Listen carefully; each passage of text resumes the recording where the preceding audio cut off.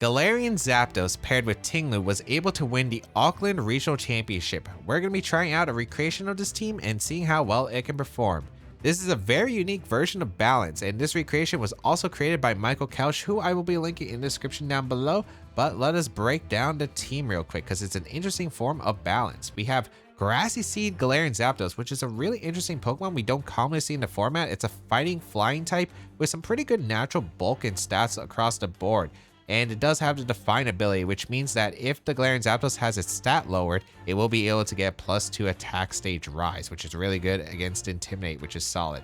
Grassy Seed, which is able to be consumed when grassy terrain is up, gives it a +1 defense boost, so Galarian Zapdos is able to take attacks a lot better on the physical side at least, and dish out a good amount of damage. So this Galarian Zapdos is going to be pretty fast. It's able to outspeed stuff like the Modest Landers Incarnates out there, as well as the Adamant Urshifus, and threaten with Acrobatics and Thunderous Kick, which are some pretty strong moves. Acrobatics, of course, a weak flying type move, but doubles in power when an item is consumed. In this case, going to be that Grassy Seed.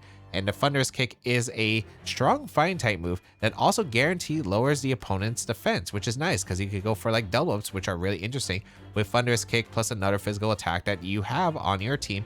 And also the Galarian Zapdos is going to be using the Coaching, which is able to boost an ally's attack and defense by 1 stage. So you have a lot of cool things that you could do with this Galarian Zapdos to raise your attack and your defensive potential.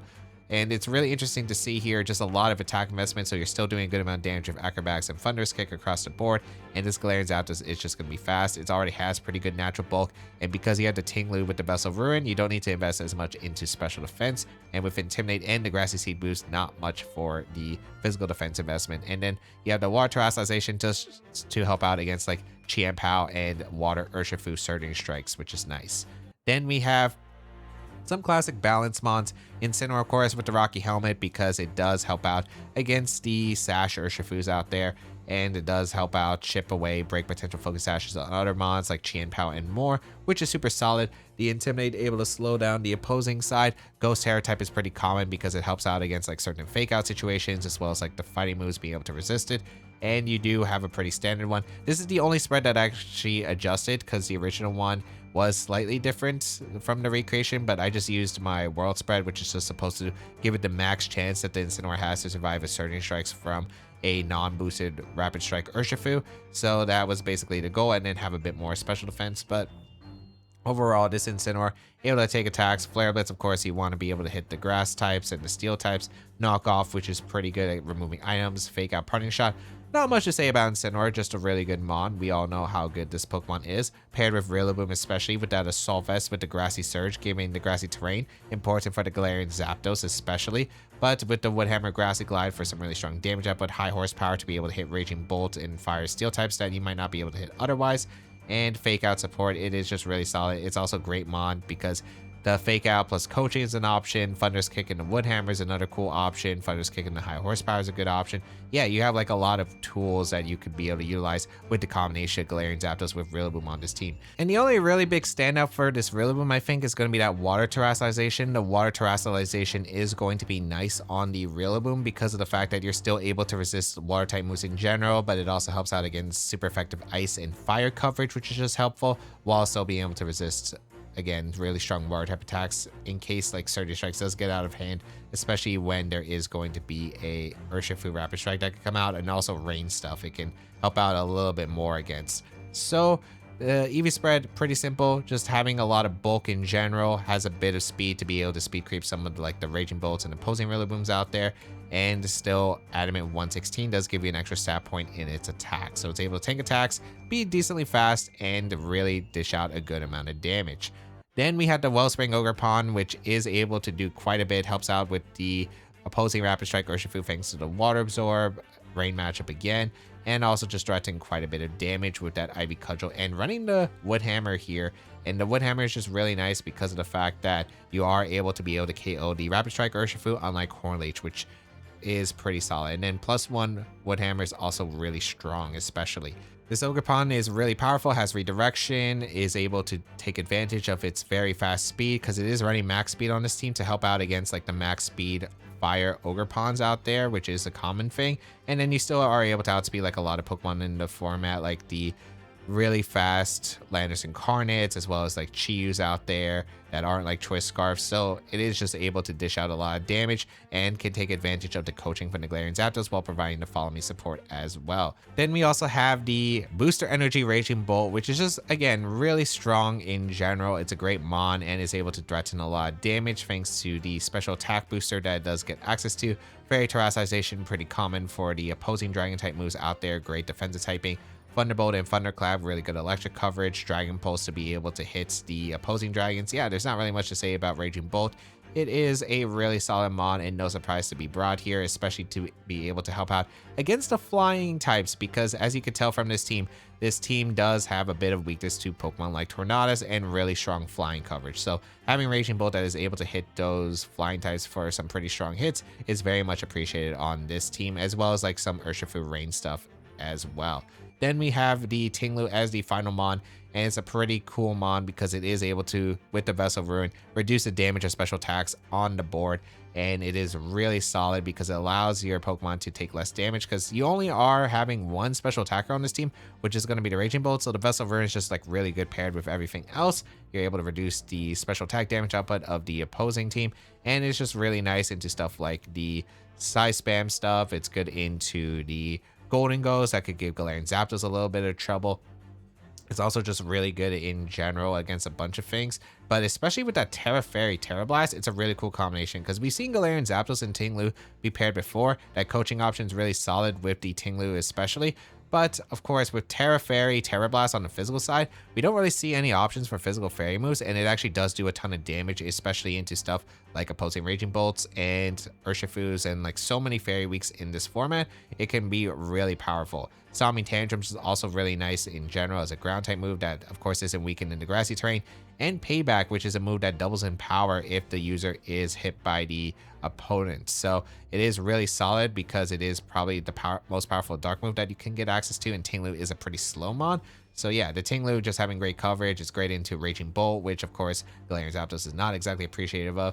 All those Flutter Mane Chiyu combinations, especially if we go for Terrassization with the Ting-Lu, is very helpful. So a lot of the things that could just really break through easily, and of course Raging Bolt especially, and helps out against the Tornadus because at least you're lowering the damage with the Vessel of Ruin available. So able to do quite a bit. There's probably more that I could really say about the Ting-Lu, but yeah, it's just able to do a ton of damage, and it actually has Citrus Bay over like the Clear Amulet because you don't really need it with the Defiant ability on the Zapdos, scaring away the Intimidates. So if they're intimidating the Ting-Lu, yeah, the Galarian Zapdos is going to get a boost, and having the recovery on the Ting-Lu is nice, especially because it wants to tank attacks, and you are running a Assault Vest on Rillaboom, so Citrus Berry is just nice for recovery, especially into like the Surging Strikes from Urshifu. And yeah, this Ting-Lu is able to take a lot of attacks well. 188 special defense changes a lot of the special calcs that Ting-Lu would be able to eat, like Moonblast from the Flutter Manes, Fire moves from Chiyu, and more. 156 Adamant Nature gives you an extra stat point in the attack stat, and then the rest just going into the HP and the defense.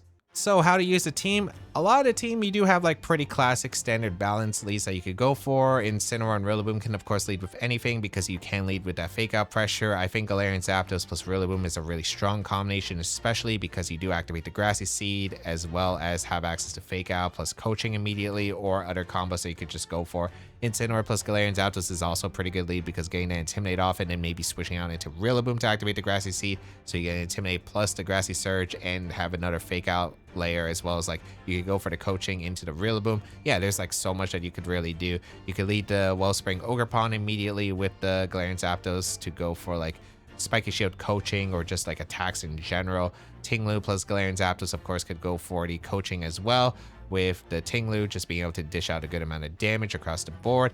And yeah, you could always lead Raging Bolt paired with like just strong attacks with like Incineroar or Rillaboom could just lead with anything. It realistically could just lead it with anything. Ogrepon can lead anything with Follow Me, and across the board you just want to build up some damage, maybe go for like coaching strats with the Galarian Zapdos, or just go for some really strong hits in general. Thunderous Kick and Acrobatics does do a ton of damage, and you could go for like really strong double ups with Thunderous Kick plus an attack, or just go for coaching setups immediately. If you'd like to check out the details of the team and the creator, as well as Michael Kausch, who was the recreation version of this team, he's the one who built this recreation, you can go check him out in the description down below. But otherwise, let's get started and play some games. And I do want to note that this is going to be post commentary on this video because I did play a Japanese online tournament, which was really early in my time. So Wasn't going to be able to commentate that with much energy, so just going to focus on the games. And yeah, so let's get into the game, shall we? So we have our first game. We have the Ursaluna, Porygon 2, Amoonguss, Incineroar, Wellspring Ogrepon, and Fluttermane. And as you can tell from their team, they have 5 Pokemon weak to Galarian Zapdos, so Grassy Seed Galarian Zapdos is going to put in a ton of work here. So simple lead is just going to be Galarian Zapdos plus Rillaboom, I know, because of the fact that the only really big threat to the Galarian Zapdos is going to be that Fluttermane. And with Rillaboom, I can go for Wood Hammer, even if they lead something like Amoonguss, and that would be completely fine. And I could always feel free to Terrasilize, which is completely fine for me. And I also have the Ting-Lu that I am going to bring in the back, because it is able to help me take those special attacks pretty well with my Galarian Zapdos that I might be weak to with the Porygon 2 and the Fluttermane, and then bring the Incineroar to Intimidate and just reduce the damage of any of their physical attackers, as well as provide another Fake Out support. I could bring Wellspring Ogrepon to be able to go for redirection, but overall I don't feel like that this is too bad for me, and I do really like this ability to just have the double Fake Out, the Intimidate support, and a way to lower their special attack damage output. Don't really like Raging Bolt here against the Porygon 2 and the Ursaluna right here, especially with the booster energy set. So pretty much sure that Galarian Zapdos can be set up properly, and we're going to see a really good lead for me as the Incineroar and Porygon 2 does lead here. And I'm pretty comfortable with that because the grassy terrain goes up, which means my Grassy Seed is active on the Galarian Zapdos, +1 defense for the Galarian Zapdos, and Acrobatics is more powerful. Now, here I have a bunch of different options. We see the Grassy Surge did go before the Intimidate. I also get the Define boost with my Galarian Zapdos, so this Galarian Zapdos gonna put in a ton of work. Now, the question is, are there Terras involved here? Because I could realistically just go for a Fake Out here into one of the slots and go for a Thunderous Kick into the other. And I'm not sure if they're going to maybe try to Terra Ghost the Incineroar. I could see them, if they have Fluttermane in the back, they could try to switch in the Fluttermane, predicting the Thunderous Kick. So what I do here is I Fake Out the Porygon 2 and I Thunderous Kick the Incineroar, because I feel like if anything's going to switch, it probably is going to be the Porygon 2, maybe out into that Fluttermane, for example. So I do want to try to catch it if I can, and if not, it's not the biggest deal in the world here. So I'm just going to go for a safe Fake Out into the Porygon 2, just make sure that Trick Room doesn't come out, because if they do go for like Terra Ghost with the instant imparting shots into Ursaluna and get Trick Room up, could be a little bit troublesome. So, but we don't see a Terra, we don't see a switch. I just get a free Fake Out and a Thunderous Kickoff, able to knock out the Incineroar in one shot, and that is just a huge momentum for me right there, because I am able to take the knockout into the Incineroar, just one-shotting it, and that is a pretty nice knockout to get rid of Incineroar immediately. It means my Rillaboom can't be intimidated for the rest of the game, and Ursaluna is going to come in. And I'm like, okay, if Ursaluna's coming in, that is completely fine, because they probably always go for Protect here. Facade is not threatening any damage anyway. So here, I'm debating about what play I exactly go for. I don't know. I'm pretty sure that Porygon 2 is going to Terrasilize here. So I am actually going to go to Incineroar, because I can't knock out a Terrasilized Porygon 2 at this range. So I'm just going to go to Incin, get Fake Out pressure for the next turn, as well as have a ability to just make sure the Ursaluna isn't doing too much damage. And I'm pretty sure Porygon 2 force to Terrasilize, but we see the Ursaluna switch here, which was an interesting option for my opponent. It's actually going to go out into Amoonguss. I think my opponent tried to bait me for going for a Wood Hammer or Thunderous Kick into that slot, but I just feel like Ursaluna wasn't threatening that turn anyway. So go for the Thunderous Kick, and Porygon 2 didn't Terra. It barely survives, and it is able to fire off an Ice Beam and no Trick Room into the Galarian Zapdos. Does do a ton of damage, but at this point, now my opponent's in a really bad, troublesome situation, because now I can just go for like Acrobatics into Porygon 2, or Acrobatics into Amoonguss, or Porygon 2. I have like a bunch of different options here, and yeah, like there's not really much that they can do. I'm actually going to go for Acrobatics into Amoonguss and just go for a knockoff here into the Porygon, because I'm like really sure that they're not going to go for like Terra Water Rage Powder when I can just Fake Out the Amoonguss Acrobatics or Thunder Kick the Ursaluna. So I'm actually surprised to see Ursaluna come back in, because I think the Porygon 2 was just at so low health it couldn't do much. I was thinking maybe Terrasilize comes out from Amoonguss, but Amoonguss didn't Terrasilize. It just goes down to the Acrobatics, and I thought I was just up so much in this game at this point that all I had to do was just keep applying offense. So I get a knockoff into the Porygon 2 that switched into Ursaluna, or Ursaluna that switched into Porygon 2, get rid of Flame Orb, and I mean the game is over at this point, because Even if they Terrasilize, they already took so much damage at this point, they can't really win. Porygon 2 doesn't usually carry Protect, so I should be able to get a free knockout here. So I can go for an Acrobatics and a Parting Shot here, and yeah, there really is not much my opponent can do as they forfeit. And yeah, they didn't bring any tools for the Galarian Zapdos, and they didn't Terrasilize early, which is kind of surprising because they probably do run Terra Flying Porygon 2 on a lot of these teams, so it was just really shocking not to see it, but Galarian Zapdos was just able to rip apart whatever they brought. All right, we have Whimsicott, Male Entity, Urshifu, Fluttermane, Chiyu, and the Metagross. So this is an interesting team because it has a lot of offensive special attackers, has a Metagross, which is pretty interesting, and running the Male Entity for Expanding Force, but only as a solo Expanding Force user in itself. So here, I think the matchup's not too bad. I think Ting-Lu is fantastic in this matchup. It just always comes down to like, how well can I handle the Fluttermane as well as the Urshifu? And that's going to be a pretty big deal.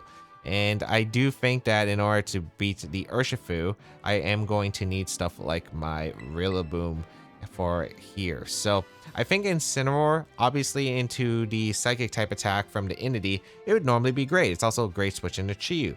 But I don't think I need it because I think what I need is I want to bring Wellspring Ogrepon because I like that special defense boost in case of a Fluttermane Chiyu combination, especially if it's fake tears or helping hand on the Whimsicott.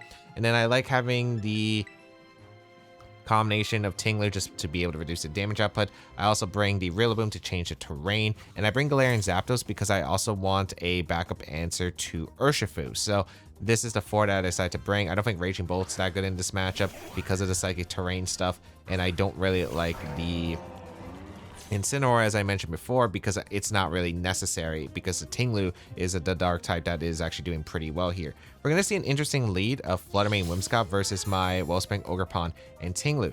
Photosynthesis is going to activate from the boost energy, giving me its speed booster, which means this Fluttermane isn't actually doing that much damage. I thought it would be like, you know, could be specs or something, but here I'm like, okay, this is actually a pretty good position. I should be able to threaten a lot of damage into the Fluttermane here with a potential Wood Hammer. And Fake Tears Moonblast, I think with Vessel Ruin, shouldn't be able to knock out the Ogrepon even if they go for Terra Fairy. So I'm just going to go for the Wood Hammer, and I am going to protect my Ting-Lu because I would like not to commit my Terrasalization immediately because it depends heavily on what they have in the back, and I might want this Dark typing for the Entity, or I might want to Terra later on to deal with the Urshifu. So we see the Moonblast come out from the Fluttermane, and they do target my Ting-Lu, so this ends up being really, really good for me. And they reveal Energy Ball, so it does actually go for Energy Ball and doubles up my Ting-Lu. So this is the perfect situation because I am able to get a Wood Hammer into the Fluttermane, and unfortunately I do miss a knockout just like barely. So that Fluttermane does have some defense, but that's still a pretty solid turn for me. I was able to get some pretty good chip. And here I'm like, okay, they probably double up the Ting-Lu again. I'm trying to figure out what they have in the back, but I know the Ting-Lu is just such a massive problem, so they want to get damage into it because right now they do very much struggle into this Ting-Lu otherwise, especially with all their Pokemon in the back. I'm assuming that it might be Dark Urshifu by the way they're playing, but I'm not 100% certain. So I go for Ivy Cudgel, and I'm going to switch to Rillaboom. I don't really love this position because I will have to be able to take attacks with my Rillaboom, which is not great for the Water Urshifu, as well as like I lose terrain control immediately because they will probably get the free switch to Entity. So that is a little bit annoying, but I could always just switch into Ting-Lu and Spiky Shield, which is like what I am thinking here is like an okay play. So they go for a Moonblast into the Rillaboom, and it looks like an Energy Ball once again. So they made the same play from turn 1, but it makes sense because they were targeting down heavily into my Ting-Lu slot, as I am able to get an Ivy Cudgel off and finish off the Fluttermane. So Fluttermane goes down, which is massive for me because that's more damage to my Ting-Lu, so I won't be forced to Terrasilize unless the Urshifu is in the back and it is Water Urshifu. So here I'm in a pretty decent spot with Rillaboom plus the Wellspring Ogrepon, but we see the Entity come in and it does threaten the Expanding Force. But because they get rid of my Grassy Terrain, Ting-Lu is just generally a pretty safe switch. If they go for like something like Terra Fairy Dazzling Gleam, which I highly doubted that they have on the Entity, I'm like, okay, that's still fine because my Ting-Lu should be able to take the attack pretty comfortably. So I'm just going to go out into Ting-Lu here and Spiky Shield because I don't want to lose recovery on the Ogrepon because I want to make sure that with my Rillaboom weakened, I want to make sure that I have backup answers to Water Ursh if it is like a fast Water Ursh or if it's Choice Scarf. And we actually see Whimsicott switch out to Urshifu. I was expecting like Expanding Force plus the Energy Ball double up into the Rillaboom slot to cover the switch, but that works out for me. And we reveal it's a Dark Urshifu as Ting-Lu comes in. And because it's Dark Urshifu, it actually makes it easier for just me committing to Terra Fairy. Like, there's no reason for me not to commit Terra Fairy at this point to guarantee here. So they do go for Expanding Force here, and now I'm in such a good position, right? Because we see that as Dark Urshifu, and I have Terra Fairy on my Ting-Lu. So here it's like, okay,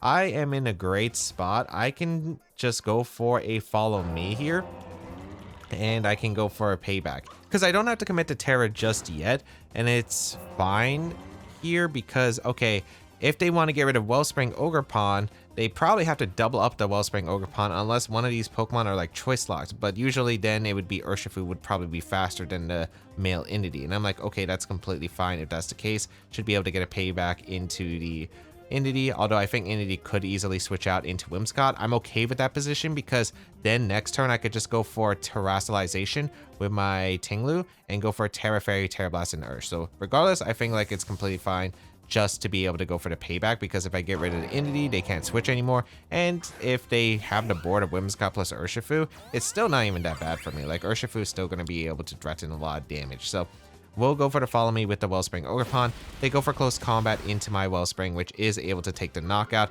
with a critical hit, which is a bit unfortunate because if it was Choice Band, I got to confirm whether it was Choice Band or not through the Close Combat damage. So that's a little bit unfortunate because that actually would have helped out a lot here. But Payback going to come out into the Whimsicott and doesn't do too much damage. But now I have a really good board because I can just go out into either Rillaboom or Zapdos. I'm going to go Zapdos first because I don't want to give the Whimsicott a more powered up Energy Ball. I did debate about going Rillaboom here, but I think the idea here was I wanted to potentially just go for the Acrobatics, so that's why I was like debating about going Rillaboom into Zapdos, but in the end I decided to go into Galarian Zapdos because I'd rather just threaten like Thunderous Kick into Terra Blast into the Urshifu slot because the Whimsicott's not like doing that much damage, especially with Energy Ball here. So all I have to do just go for the double up into the Urshifu. This double up also KOs the male Entity on switch. So yeah, and they can't really do much damage here, especially because if it's Energy Ball Whimsicott, I'm assuming it doesn't have Moonblast because it would probably went for Moonblast earlier into the Ting-Lu because Moonblast does more damage than Energy Ball. So I'm assuming they don't have Energy Ball at this point. I'm just going to double up the Dark Urshifu and take my knockout here. And if they protect, it's like, okay, what does Whimsicott do? Does it have Moonblast? Even Moonblast won't be able to two-shot thanks to the Vessel Ruin on my Ting-Lu, and there's no way for them to really just break through my Ting-Lu at this point. I'm just going to be able to get huge amounts of damage, and there's nothing that they could really do. And yeah, I did debate about again going Rillaboom, but also another reason I didn't want to go Rillaboom is because if I give them Grassy Terrain, not only for the Energy Ball power, but also the Encore threat from the Whimsicott could actually be annoying if I'm locked in the payback. So bring out the Ting-Lu. They go for Helping Hand with the Whimsicott. I'm like, okay, this is completely fine. Let's see how fast your Urshifu is. They're actually Jolly Urshifu because they outspeed my Galarian Zapdos, and they do a ton of damage to it. But I'm like, okay, that is probably Choice Band at that point, based on the damage, like Helping Hand Close Combat doing that much to Galarian Zapdos. So Thunderous Kick is going to come out and knock out the Urshifu, and Urshifu does go down, which means I am able to get a free Terra Blast into the Whimsicott slot. And here, I'm not going to be able to knock out the Whimsicott, but it's still a really good amount of damage, and it pretty much puts in range of anything else. And now it's only the male Entity and Whimsicott back. And here, this is just a pretty safe board here because now I'm guaranteed to win the terrain control war. So all I have to do is just bring out my Rillaboom for the Galarian Zapdos here, which is just pretty safe. And I go for the... I think I just go for Payback immediately. Here, I kind of forgot they didn't use Terastallization at all, so this might not have been the best play, but I was like thinking maybe it could be Terra Psychic on the male Entity, so I did just go for the Payback anyway. And I feel like looking back, Payback is still probably the better play anyway, because even if they have a defensive Terra, Grassy Glide should just be able to KO the male Entity afterward. But yeah, I just bring out Rillaboom because I just make sure Expanding Force is not doing too much damage into the Psychic Terrain, because like let's say they go for Helping Hand, Expanding Force, crit my Ting-Lu. Like, I don't even think that KOs, but like that's just so much unnecessary damage that I would have taken. Like, why risk that, right?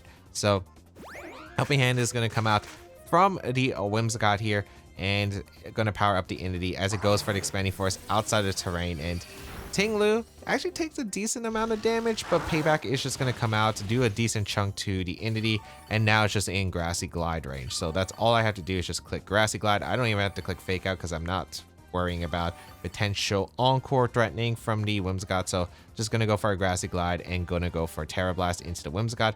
And as you can see, the battle is going to be forfeit. So felt like it was just a really strong start because I was able to get rid of Flutter Mane, was able to get a really nice Protect turn 1. And yeah, they weren't able to really get much damage into my Ting-Lu. The Ting-Lu was just so rough for them. All right, my opponent actually had a really high rating for a ladder tour. It's 1587. So this is definitely going to be a strong opponent that we're going to have here. It's the Roaring Moon, Golden Go, Amoonguss, Galarian Wheezing, Urshifu, and Landorus Incarnate. It's very similar to the team that won the Toronto Regional Championship, but it just has Galarian Wheezing over Incineroar. The reason why, I'm not exactly too sure, but yeah, this is going to be a weird matchup because I think the Galarian Wheezing is actually really awkward for my team. Because of neutralizing gas, it prevents my abilities from going off, which is actually pretty big because a lot of my abilities do matter a lot, especially like Intimidate, Grassy Surge to summon the Grassy Terrain so I can get my Grassy Seed. This is going to be a tough one. Like, I can't really damage Galarian Wheezing either. Like, I don't have the best damage output because Galarian Wheezing can just tank physical hits because of its high physical defense stat, as well as the fact that the Ting-Lu doesn't really do too much damage after a Breaking Swipe from Roaring Moon. So, and they can spam Breaking Swipe with the Roaring Moon. So it's not going to be easy because normally you wouldn't be able to with Defiant on Galarian Zapdos, but with neutralizing gas shutting that down, yeah, not exactly easy here. So I'm just going to lead Galarian Zapdos and Incineroar, try to get maybe like a parting shot off. I'm bringing Wellspring Ogrepon and the Rillaboom back because Rillaboom needs to activate that Grassy Surge. It's also like one of my switch-ins to Landorus, and I bring Wellspring because I think I need a backup answer to both being able to resist Make It Rain from Golden Go, as well as like handle Water Urshifu / Landorus. So I go with these four as I do lead the Galarian Zapdos plus the Incineroar, and no Wheezing lead, which was surprising to me as we see Landorus Incarnate plus the Roaring Moon. So this is actually a really good lead for me. I'm able to get Intimidate off into the Roaring Moon immediately, which is solid, and also have Fake Out Pressure, and now I can also just switch out if I want to. So here I have the option to go for Fake Out, but I feel like my best play is just to go for Acrobatics, switch to Rillaboom, because sure, I could Fake Out, they could go for Double Protect if they want to, so I could potentially get another Fake Out the next turn. Also, like, this play also helps because if they do go for an attack, let's say, it's probably going to be Earth Power into the Incineroar slot, and they go for Earth Power, that's completely fine, right? Because if they go for Earth Power into my Incineroar, Rillaboom should be able to tank the Earth Power, the Acrobatics gets hit off into the Landorus, and then might be in range of Grassy Glide, forcing a Terrestrialization. So here, I'm just going to go for a simple Acrobatics. I could go for Coaching if I really, really want to, but I don't think it's necessary here. So go out into Rillaboom, which I think is a super safe play. And there isn't really much that they could do. They could go for Knockoff, not the biggest deal in the world, as long as I get rid of the Landorus. And if they go for something like a Breaking Swipe, that's going to power my Galarian Zapdos without a Wheezing switch. So we do see a Terrestrialization immediately, and this is going to be into the Roaring Moon. And they were worried about the fighting attack from the Galarian Zapdos, but I'm like, yeah, I don't mind the Roaring Moon, really, because it's not really doing anything on the board here because, yeah, I can go for Breaking Swipe, give me a Defiant, that's fine by me. They go for Tailwind, which I'm a little bit surprised about because they didn't really need Tailwind, but I'm okay with that, as they do go for Earth Power into the Rillaboom slot. I'm like, okay, I get a free Acrobatics off into the Landorus, and now you're in Grassy Glide range. I could also Fake Out Acrobatics that slot, so gonna be a bit awkward here. Now, I'm also trying to figure out how I position against like maybe a potential Golden Go back, because at this point, I'm not even sure if Wheezing's in the back. I think it's definitely Golden Go, but I don't know if it's Urshifu or Galarian Wheezing back. So here, I'm actually going to make a play of going out into the Incineroar, and the reason I'm going to go Incineroar is because, one, they could go for like knockoff Sludge Bomb potentially, but realistically, I don't think you want to do that. So here I could see Protect from the Landorus or switch to Golden Go, and they do switch out to Golden Go, and here this kind of worked out no matter what. I got Acrobatics damage into the Golden Go, which is nice, and I position my Incineroar to actually threaten the Golden Go, which is the main reason I brought Incineroar, is to be able to handle this Golden Go, because Golden Go is probably like the biggest threat to the Galarian Zapdos right now. So I do get another Intimidate off into the Roaring Moon. This also covered if they did go for Sludge Bomb, because Incineroar should be able to take the Sludge Bomb just fine, and I would have KO'd the Landorus, and now I'm positioned for the Golden Go that just came in. So this is pretty ideal. All I have to do is just protect the Galarian Zapdos, go for Flare Blitz. They can't go for a Terra Fairy because they already terrestrialized with the Roaring Moon. So now I just get a Flare Blitz off. Even with a Breaking Swipe, I should still do some pretty good damage to the Golden Go. And at this point, I think I can even commit to Terra Water the next turn if they do lock in to Make It Rain. So they go for a knockoff into my Incineroar, and a good Power Gem play from their part into my Incineroar, but I knew I would have lived a double up anyway at that point, even from Specs Golden Go. So I do get a Flare Blitz off, and I am able to KO the Golden Go, and that is a huge knockout because that was probably the biggest nuisance for Galarian Zapdos in this matchup. So the Urshifu or the Incineroar is going to go down. And yeah, now I'm pretty much set against whatever Pokemon in the back. At this point, I'm like expecting it's not Galarian Wheezing because they would have probably have led it. So here I'm like, okay, it's probably Urshifu back with Lando. So I'm just going to go out into Rillaboom because I do threaten to fake out as they do bring out the Urshifu. And here I'm like, okay, this is a pretty safe fake out into coaching angle into the Urshifu slot because of the fact that if you Breaking Swipe my Galarian Zapdos, I am getting a Defiant boost here. So they can't terrestrialize the Urshifu. All I have to do is just fake out the Urshifu. And even if they detect, I still threaten to knock out the next turn with Grassy Glide from the +1 Rillaboom. So that's the idea that I have here. It's pretty safe. It also gives me a defense boost to be able to take a close combat or knockoff for the following turns. So I feel pretty good about this as Urshifu does go for the detect here, as I do go for the fake out, and I am gonna see a Breaking Swipe here from my opponent, which doesn't do much damage at all because of all those Intimidates from earlier, but I get the Defiant boost with my Galarian Zapdos, and now even another lineup has kind of just shown itself, as I am going to be able to get a coaching off with my Galarian Zapdos and boost a Rillaboom back to neutral. So now I still threaten the Urshifu, which is still really hard for them to handle, and they can't even knock out my Rillaboom with the combo of knockoff plus close combat thanks to the defense boost. So here, all I have to do, go for Terra Water. I'm going for the Acrobatics into the Roaring Moon because I'm trying to deny Tailwind coming out from the next couple turns, so Ogrepon just wins. And then I just go for a Wood Hammer into the Urshifu because they don't have a switch to the Wood Hammer, and Grassy Glide isn't like that big of a deal. They want to go for Breaking Swipe, that's fine by me. They don't get Tailwind up, I KO the Roaring Moon, that is GG. And if they decide, hey, I'm going to go for a Tailwind, I should be able to potentially get a double knockout here, or just a bunch of damage in general to where Wellspring Ogrepon plus the land or the Galarian Zapdos should win. And as you can see, they go for Surging Strikes into the Galarian Zapdos alongside a Tailwind. Completely fine by me. As you can see, Galarian Zapdos is able to eat that thanks to the terrestrialization. And I am going to see a Acrobatics come out from the Galarian Zapdos into the Roaring Moon. And I was like, I was actually a little bit surprised it KO'd. I know that it was only plus, I know it's +1 and Acrobatics is a strong move, but I thought Roaring Moon could maybe survive that. But I am going to be able to get a Wood Hammer though into the Urshifu, and that is also going to be able to pick up the knockout. No Focus Sash on the Urshifu, and now it is going to be the Landers versus the World. And my Rillaboom does take the recoil from the Wood Hammer, but it's out of range of a critical hit stance here. So all I have to do is just click Acrobatics and Wood Hammer, double up the Landers, and I get one move off guaranteed, and I just win the game. So was super solid here. Very surprised we didn't see the Galarian Wheezing because ironically, that was the odd wild card factor, and I think it actually would have been really good against me because, as you saw, the Roaring Moon was kind of useless. It didn't do anything. It got Tailwind up, but it couldn't Breaking Swipe my physical attackers, and my physical attackers were actually really threatening to like every partner the Roaring Moon had, and I could just ignore the Roaring Moon, right? Because it just wasn't doing anything. All right, we have a rematch here. It's the Whimsicott Male Entity Dark Urshifu Flutter Mane with Speed Booster Energy, Chi-Yu, and Metagross. And here I'm like, I still think this matchup's pretty tough for my opponent because I just don't know what they really break through. Now that I know it's Terra or Dark Urshifu in general, I don't have to worry about the damage into the Ting-Lu, right? So here I'm just debating like what's stopping me from just going with Ting-Lu and breaking through their team. It's like, does the Metagross have a steel move that's not Heavy Slam? Because normally a lot of the Metagross run Heavy Slam in the format just to be able to do more damage to like Flutter and guarantee the knockout. But yeah, like I'm okay with that. So I just didn't really see a reason to really just change the lead here. Like Wellspring Ogrepon is super solid with the Ting-Lu across the board. There isn't really a combination they could break through. They could maybe try to brute force with like Chi-Yu Flutter Mane, but even then, like Ting-Lu's able to eat the attacks, especially with terrestrialization. Wellspring Ogrepon could go for terrestrialization if I really, really want to.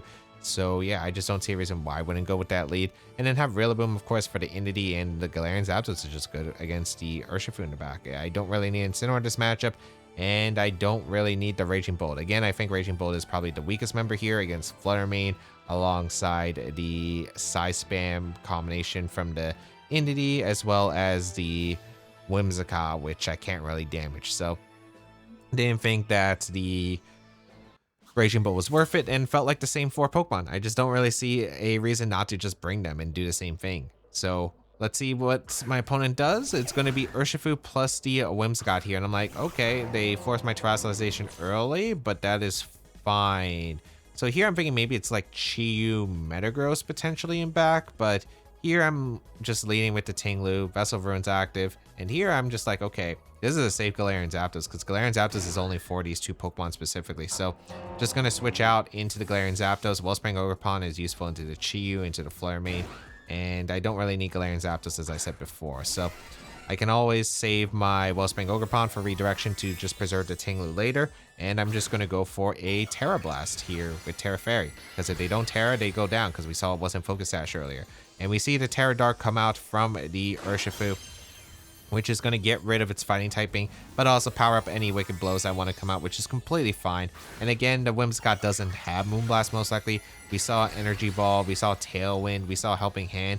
I don't know if we saw the last move. It might have been Encore, but we never saw it, I believe. So yeah, I was here at this point. I was okay with this no matter what. Like, they couldn't really do much. They go for Tailwind, which is completely fine for me. And they do go for the Terra Dark Wicked Blow. And it's going to do a good amount of damage because it is Choice Band Terra Dark. And they are going to be able to survive the Terra Blast from my Ting-Lu, mainly because of the fact that it's no longer 4 times effective. But here, I still think I'm in a really good spot. Like, I just don't see a problem with this. I'm able to get a huge amount of damage into the Urshifu. And here, like, yeah, I could lose my Zapdos this turn, but it was mainly for this Mon. I'm going to go for Coaching and Stomping Tantrum, because the only way they can go for a knockout into my Zapdos is going to be through the Urshifu, because the Whimsicott again revealed Energy Ball. And I go for Coaching Stomping Tantrum because if they switch out, this covers like most of the switch outs that they could possibly do. And Stomping Tantrum does more damage to Chi-Yu as well as the Metagross. So I go for Stomping Tantrum here to cover for a switch, but it also will KO the Urshifu at this range anyway. So I felt like it was like the best play to actually go for the coverage here. And it's only like 5 base power weaker than Terra Blast onto like anything neutral if they decide to switch in like Flutter Mane, for example. So I go for Stomping Tantrum into Urshifu as Urshifu knocked out my Galarian Zapdos, but I'm okay with the trade. Urshifu's gone, their Terra's gone, and I'm in a pretty good spot. Now, could it get a little bit ugly? Yes, if it's Metagross in the back.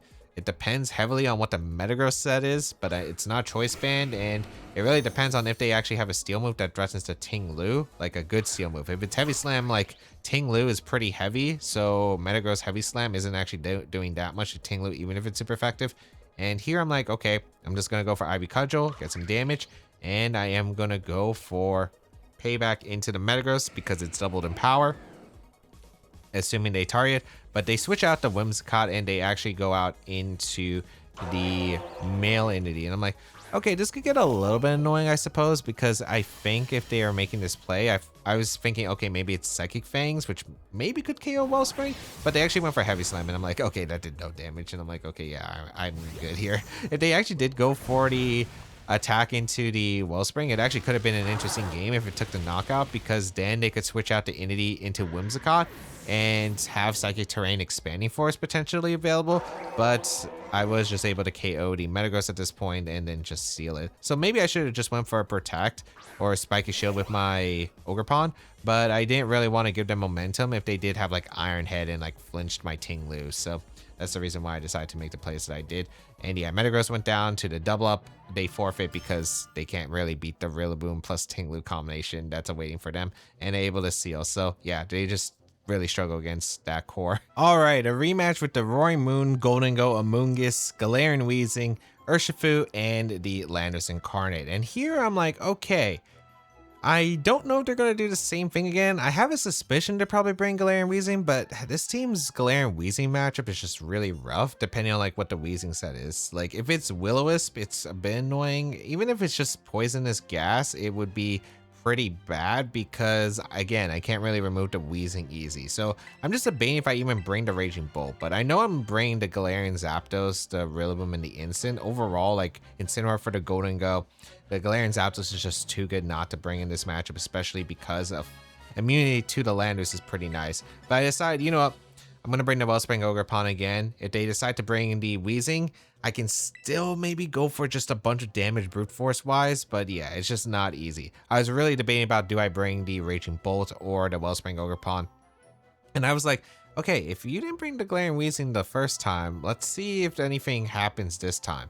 And that's also why I decided to switch up the lead here of going with the Rillaboom instead of the Galarian Zapdos, because if they don't lead Wheezing, I'm able to go for the, or get the grassy terrain, so I immediately pop the Grassy Surge, which I think is important because Acrobatics is actually doing more damage if they bring Wheezing back, but also like I could threaten Coaching plus High Horsepower if they do lead the Wheezing. So we see the lead of Roaring Moon plus the Landers, and I'm like, okay, this is a pretty good spot, right? Like I could threaten quite a few things here in this specific scenario. Now, the only problem is I feel like if they brought the Roaring Moon, and last time we saw how well it, or how it didn't do well at all into my team. I'm like, is there a Wheezing switch?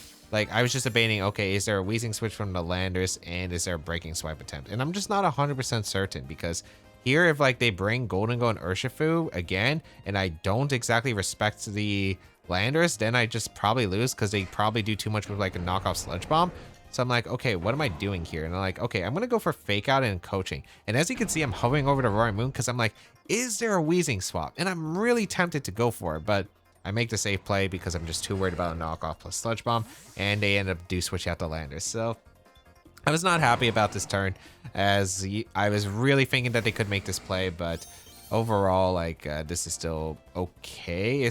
But I'm about to, like, it's okay if they go for Protect, but because they Terrasilize, I'm like, oh man, this is 100% just gonna be Breaking Swipe immediately. Like, if I got a free Coaching off, it's like not bad for me still, but because the fact that they go for the Terror immediately means they're going for the immediate Breaking Swipe, and that loses me a lot of momentum. I get a Fake Out into Wheezing, which does a bit of chip, but they do go for the Breaking Swipe, and because Neutralizing Gas is on, that means the Galarian Zapdos doesn't have Define. At least we still have the Grassy Surge that was already summoned, so we already have Grassy Terrain. But yeah, I'm able to get a Coaching to negate the attack drops. But yeah, this is not exactly an easy spot because now I still don't have a way to damage the Galarian Wheezing. So here I'm like, okay, what am I supposed to do here? Because this is not exactly easy. But at least my Rillaboom does hold High Horsepower, which means I can go for a High Horsepower here.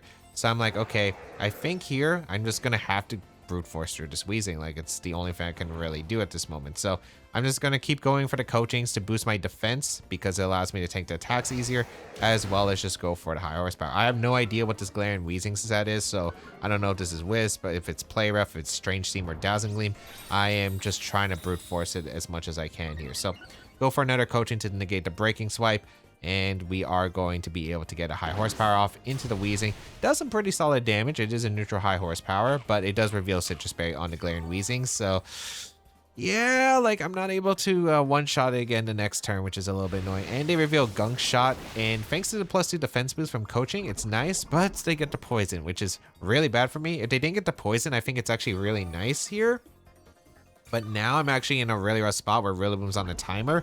And the thing is, I'm worried that they just protect the Wheezing, go for like a Breaking Swipe or knockoff into the Rillaboom, and it's just like, okay, then I'm in a really problemsome spot. So I'm actually going to go for an aggressive read and go for the double up in, or go for Coaching again and High Horsepower into the Roaring Moon, because I'm like, okay, maybe if I can deny Tailwind, I could maybe still win, because if I deny Tailwind, that means Ogrepon could be like very useful in cleaning up this end game.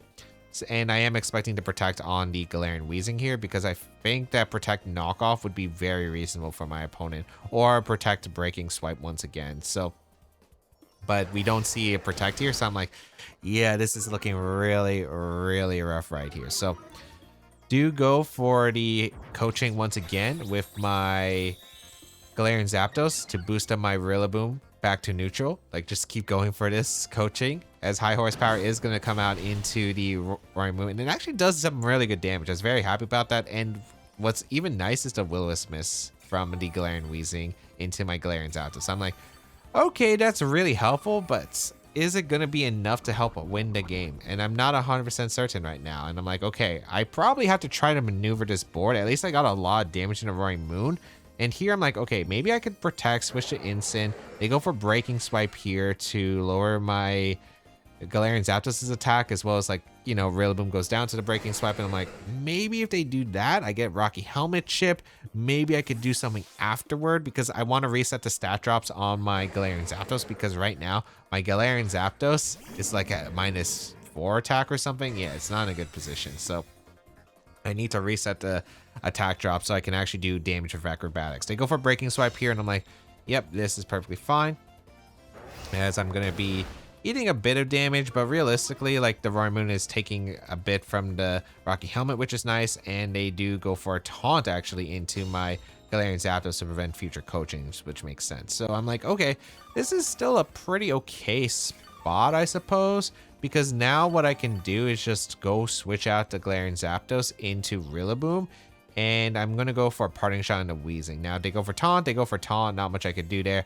But I do think that the Roaring Moon is in a spot where it might want to go for Protect, because they might be worried about like a Flare Blitz coming out, or maybe Fake Out Acro, but I don't think Fake Out Acro would take the knockout. So here I'm going to go for the Wheezing, because I kind of need to make sure the Wheezing isn't doing too much damage, because I have a Wellspring Ogrepon in the back, and I don't want the Wellspring Ogrepon taking much damage. So I can see the line here being able to win, but I do have to, you know, slowly build up toward, because I need to get rid of Roaring Moon. I need to make sure the Wheezing's not doing as much damage, and I still need to get more damage into Wheezing because it's out of range of my attack still. It's still very healthy.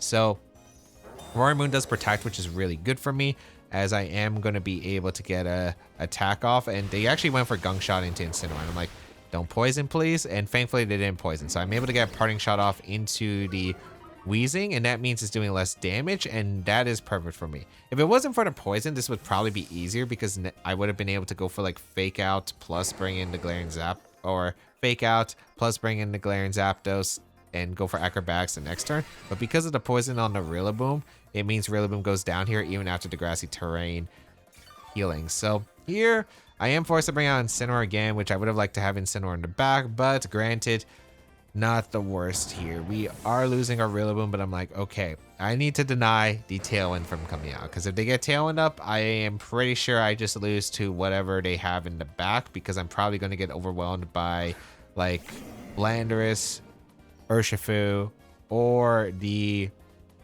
Golden Go at this point. So I need to deny it as much as possible. Go for a Fake Out plus Acrobatics here, and just get as much damage as I possibly can. So we do get the Fake Out off into the Roaring Moon, as we do get the Acro into the Roaring Moon as well. Take the knockout, and that means no Tailwind for this game. So already it's looking like there's some hope. It's looking like there's some hope. I get rid of that big Breaking Swipe nuisance here, as Taunt is going to come out into the Galarian Zapdos, and I'm like, yeah, that's fine for me. But I also am questioning, like, okay, who's in the back, and what am I allowed to Terra? Landers comes in. I'm like, do I need Terra? Can I afford to Terra on Incin? Because I am debating about it, but I'm like, I don't think I can, because I think I need to Terra on the Wellspring so I can actually get, you know, huge damage into the Wheezing, because I'm hoping that either one of Acro plus Flare Blitz puts it in range of my Wellspring Ivy Cudgel. So here I'm like, okay, if they go for Earth Power, they go for Earth Power. That's like what it is, and that is completely fine. So I don't need to target the Landers, because we already saw the Terra on the Roaring Moon, which means Landers cannot Terra out of my Wellspring Ogrepon. My Wellspring Ogrepon is designed to outspeed Landers, and they actually went for Sludge Bomb. And because of the fact that the Wheezing's neutralizing gas is still on the field, that means that the Sheer Force is not active, so my Galarian Zapdos actually survives the Sludge Bomb. They do go for the Gunk Shot and KO my Galarian Zapdos, but at this point, that's completely fine for me, because I got a lot of damage here, and I'm like hoping, oh, if I get a Flare Blitz KO, that would be pretty massive. And unfortunately, I just barely missed a knockout into the Wheezing, but granted, it's still a winnable game, it's looking like. It just really depends on who's in the back. If it's Golden Go, I should actually be fine, as long as Gunk Shot doesn't really get a poison into the Incin. And if it's Urshifu, that's the one thing I'm scared about, because close combat is actually kind of annoying here. So here I'm like, okay, does Landers protect and they attempt to Wisp my Ogrepon, or are they going to just attack with the Landers? Because I really got to get this player right, I feel.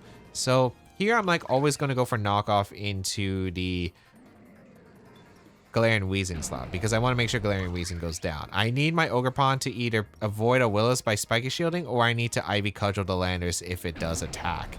And here I'm just like, okay, I definitely knock off the Wheezing, takes the knockout, and I am going to just risk it and go for Ivy Cudgel into the Landers, because if they go for Earth Power and Instant, then next turn I'm forced to Ivy Cudgel the Landers. The following turn, they could go for Will-O-Wisp and Earth Power Sludge Bomb, and then I'm in a really rough spot, I feel, because it's a 3v1 and I don't think Ogrepon has enough turns. So we will get for the Ivy Cudgel as the Landers didn't protect, so this is huge for me. I get the KO into the Landers. I also Terra'd because obviously I would have been taking a lot of damage from the Gunk Shot as well, so I was not risking that there, as they do go for a Will-O-Wisp into my Wellspring Ogrepon. And now I'm like, okay, what is exactly in the back? Because I'm not 100% sure of what is in the back here, as I do get a knockoff into the Wheezing. So Wheezing does go down, but is it Urshifu or is it Goldengo? If it's Goldengo, I'm like pretty confident I'm able to win right here because they don't do enough damage, especially with them body aspects now giving me my special defense boost. But Urshifu, I'm a little bit kind of concerned about because I'm worried about like how much damage. Like Woodhammer's not going to get the KO. Close combat after Woodhammer Recoil and Burn is super scary, especially because they still have access to Mystic Water Aqua Jet here.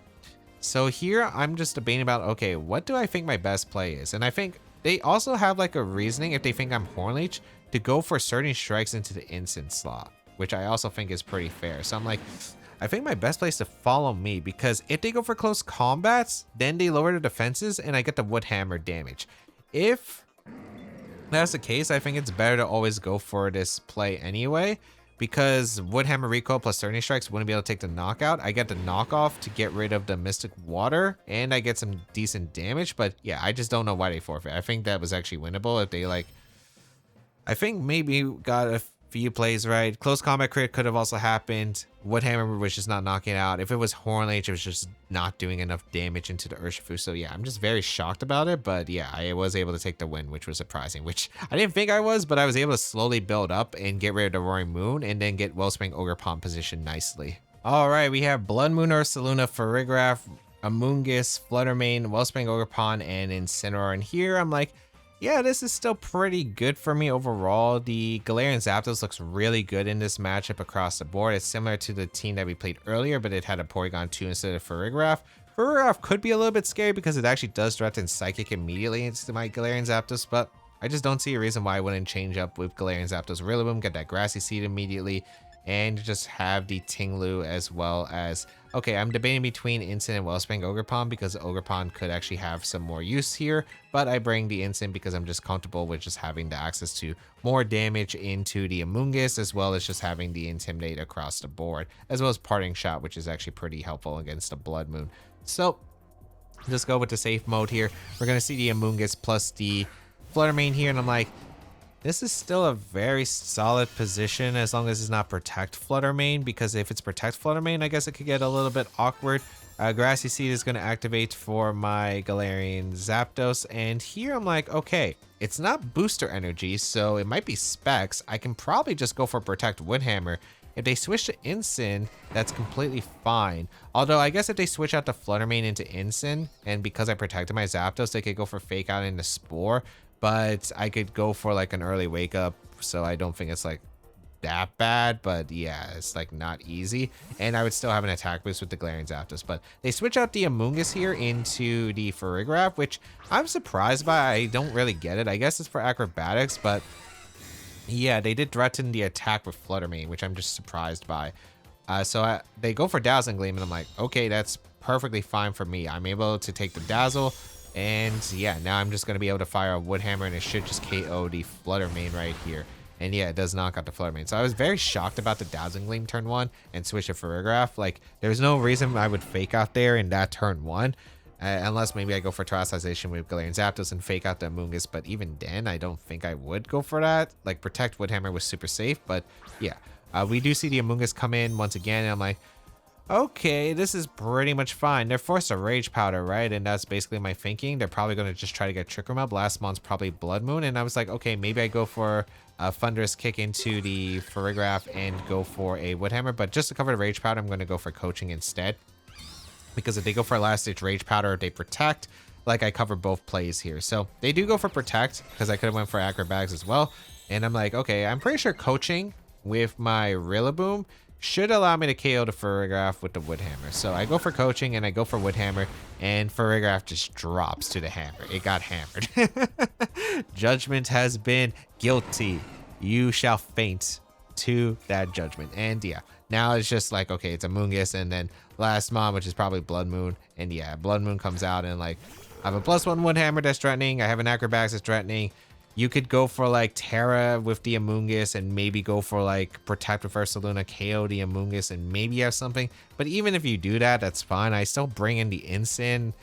They just are still in a lot of trouble regardless. So yeah, there really isn't much that my opponent can do at this point. Like, they got like the first 2 turns just was like completely off, and I've just controlled the pace of the board here. The Ursaluna is going to go for Terra Normal, but that means the Amoonguss didn't go for Terastization. So Acrobatics is going to do a ton of damage. They go for the Rage Powder, which makes sense because they want to redirect the Thunderous Clap or a Kick, or like maybe like any other fighting move that I might have like Close Combat. And Acrobatics, I was actually very surprised would knock out the Amoonguss. I actually didn't think it would knock out Amoonguss, especially since we saw Rocky Helmet.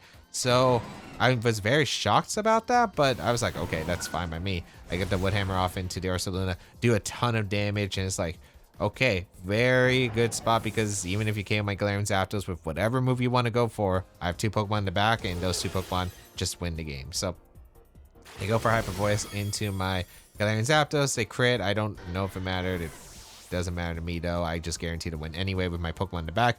But yes, now I can just win with my Incineroar paired with my Ting-Lu that is just lurking in the back. And all I have to do is just like attack the Ursaluna with Flare Blitz plus Stomping Tantrum, because at this point, like, they can't do anything, because even if they Terra Normal, Life Orb, Hyper Voice, double crit with Vessel of Ruin and how bulky Ting-Lu is, it's just impossible for them to get a knockout into the Ting-Lu. And if they go for Blood Moon, the Incineroar just finishes off the Ursaluna. I think I just went for Fake Out. It didn't really matter at this point. Like, I Fake Out Stomping into an attack the following turn. It really didn't matter at that point. But yeah, I was just able to overwhelm, I think, from the start, and they didn't really have a good answer to the Galarian Zapdos, as we saw. All right, we have the Incineroar, Raging Bolt, Rillaboom, Landorus Incarnate, Chien-Pao, and Urshifu. A pretty standard matchup. And here I'm like, what exactly am I supposed to do? Because there's like, okay, there's like a lot of mons that I want to consider, because the Chien-Pao is a bit scary, Landorus Incarnate scary, and Raging Bolt is scary. And of course, Urshifu is always going to be Urshifu, always going to be a problem. So I'm debating about like what 4 I want to bring. And I'm like, I don't really like Raging Bolt in this matchup.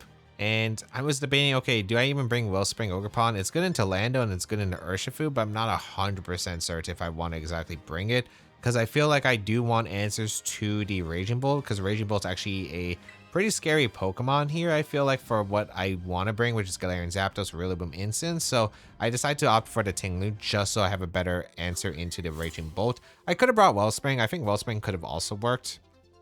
But Terra Fairy, Terra Blast, Ting-Lu also seemed pretty good into my opponent's team. So I decided just to bring it in case, because Terra Water on the Galarian Zapdos isn't that great in a matchup, unless it's specifically I'm able to isolate like maybe like Incineroar plus the Chien-Pao and Urshifu.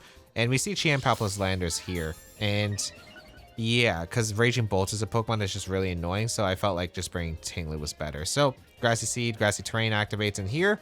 Because they have the Vessel of Ruin, it's actually pretty nice. So I'm debating about like what I do here. I'm debating about just doubling up the Chien-Pao. I also debate about switching to Incin immediately right off the bat. I don't think they're going to Ghost Terra immediately, and they just go for Protect. So I'm like, okay, I don't think the Landers ever is going to attack here. I could see a switch, but I'm just going to double the Chien-Pao in case they get really aggressive. But yeah, they end up going for a double Protect. I could have maybe got some momentum by switching to Incin, or I could have maybe just went for a coaching immediately, but I still think that this is a fine board regardless, because with the Grassy Seed, I can switch into my Incin with the Rillaboom, and then +1 defense versus -1 Chien-Pao. I should be pretty comfortable here. So I'm just going to go to Incin and just go for the Acrobatics into the Landers. There's also a world where they Icicle Crash my Rillaboom, because Wood Hammer would threaten the Landers really badly, and then if they don't respect the Rillaboom here, I could go for Grassy Glide into the Chien-Pao the following turn as well, which could be scary. So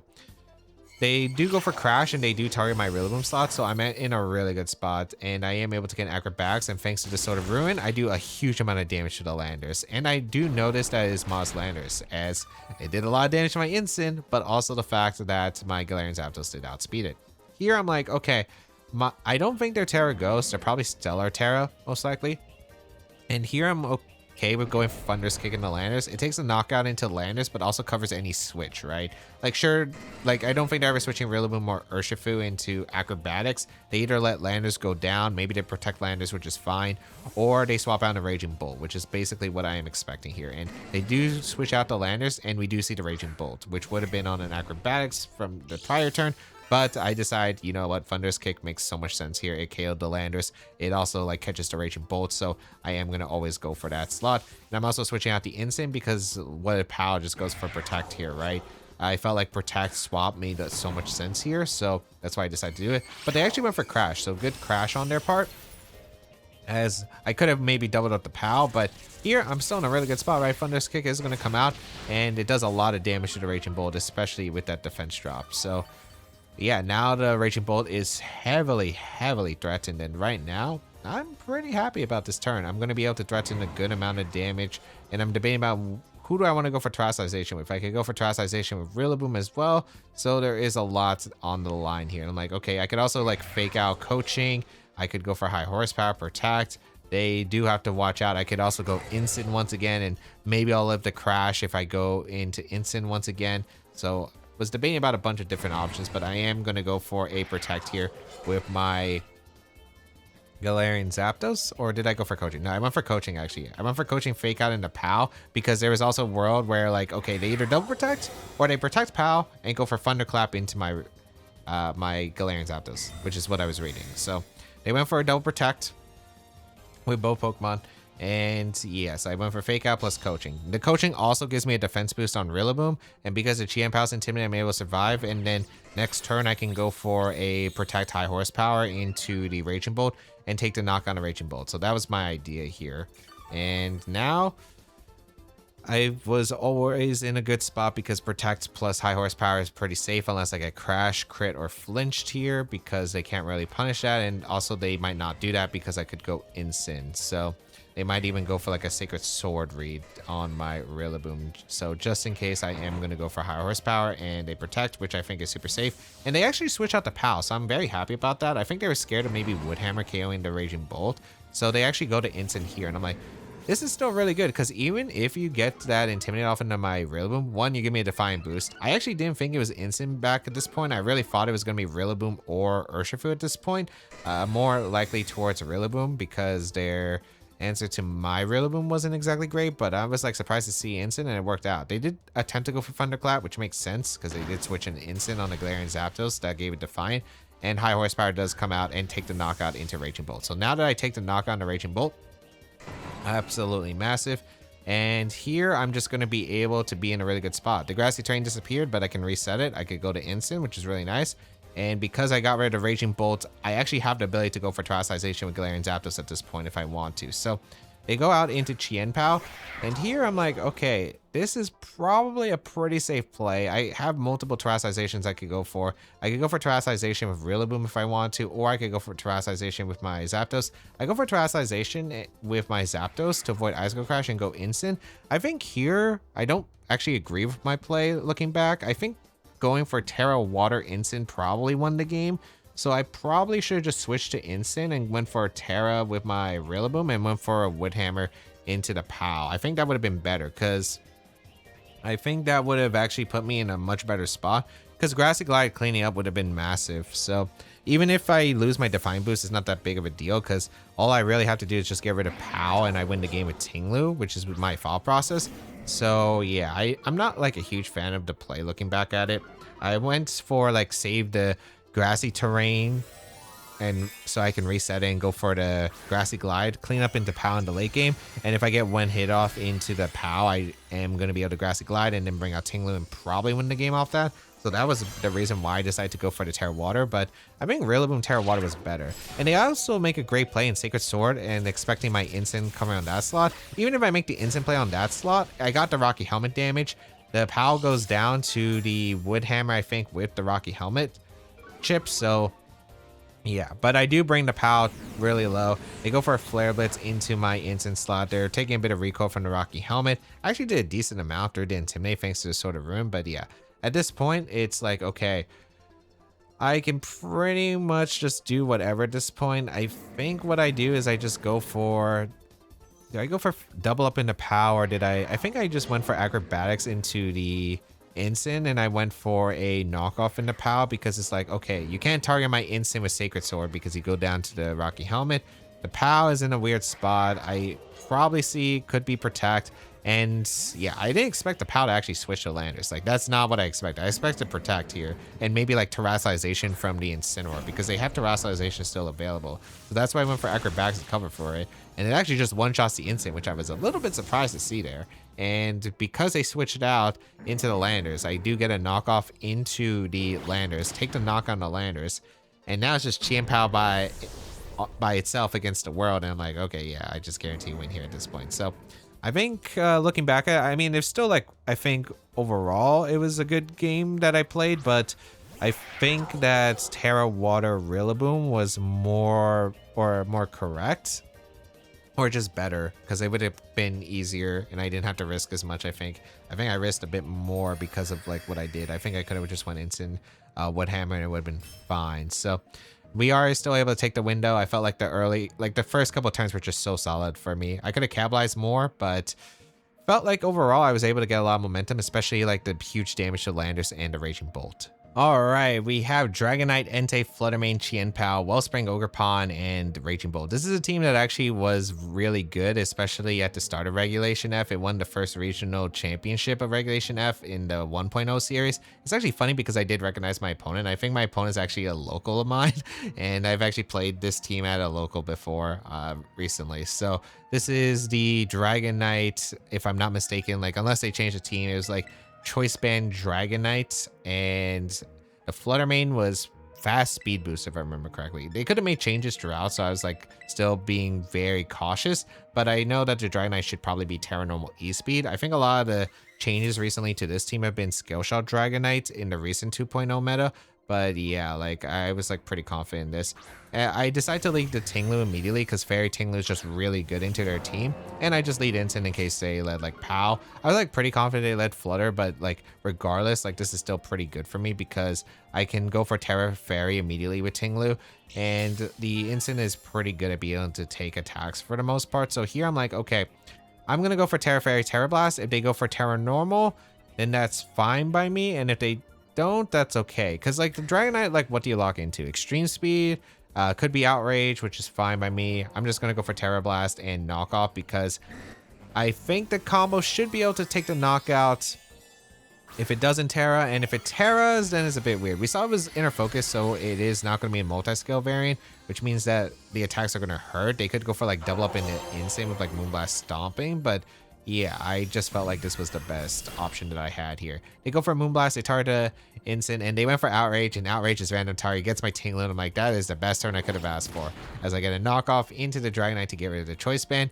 But more importantly, that damage does put in range of Terra Fairy, Terra Blast from the Ting-Lu, and that is just going to be able to one-shot the Dragonite immediately, which is a huge nuisance to this team in general. So being able to eliminate the Dragonite, massive momentum has been swung into my favor as they bring out the Entei next, and I'm like, okay, Entei is completely fine. What are you gonna do? You're either gonna double up my Ting-Lu with maybe like Sacred Fire plus Moonblast maybe and hope for the burn, or you're gonna just Moonblast or protect the Fluttermane and you're gonna go for Stomping Tantrum into my Instant, which I'm just going to go Rillaboom, which I don't think is ever eating a fire move here. It also threatens to Fluttermane the next turn and protects my Ting-Lu in case of the double up here, because then this upcoming turn I can threaten Wood Hammer KO on the Fluttermane as well as Stomping Tantrum into the Entei slot. So they went for the Moonblast into the Ting-Lu, which is nice, and they end up going for Flare Blitz as well. Not Sacred Fire, which I was a bit surprised about,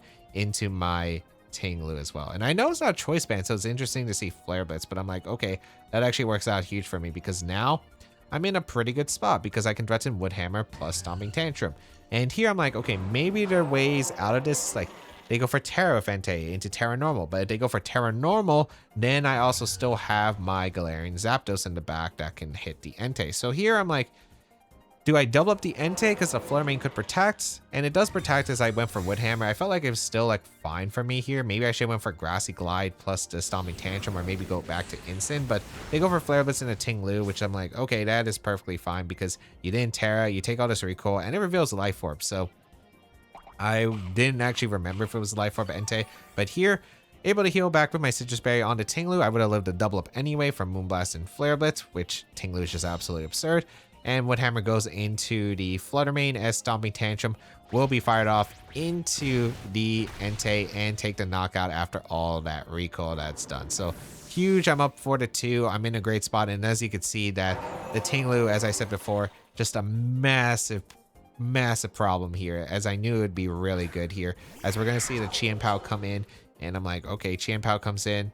I probably just want to go Incin and go for Payback into the Flutter Mane because I'll live an Icicle Crash plus a Moonblast at this point, even if they Stellar Terra. I think maybe this might have been a mistake. I think I should have just doubled up the Flutter Mane with Payback plus Wood Hammer because I give them the opportunities to, you know, crit or give them opportunities to flinch. So I don't really like the play looking back at it. I think I should have maybe just Wood Hammered instead. But regardless, I was already so up ahead at that point.